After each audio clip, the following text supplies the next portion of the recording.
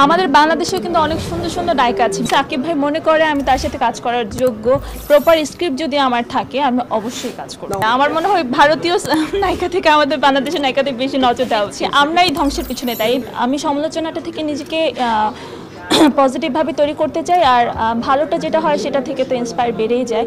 তবে চেষ্টা করি সমালোচনা যাতে কম হয়, সমালোচনা কম।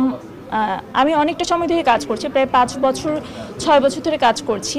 আমি একটু বেছে কাজ করছি, নিজের মতো ঝামেলা ছাড়া কাজ করার চেষ্টা করেছি। দ্যাটস ওয়াই আমার মনে হয় না এখন পর্যন্ত আমাকে নিয়ে কেউ সমালোচনা পেয়েছে। আমি যখন প্রথম দিকে কাজ শুরু করেছিলাম তখন আমার সিনেমার অফারই বেশি এসেছিল, বাট তখন আমার ফ্যামিলি আমাকে কাজ করতে সাপোর্ট করছিল না। ওই টাইমে সিনেমা করা তো দূরের কথা, তারপর কমার্শিয়াল কাজও আমি করতে চাইনি, আমি আগেই বলেছি। ওই টাইমটায় আমি দ্যাটস ওয়াই তখন করা হয়নি।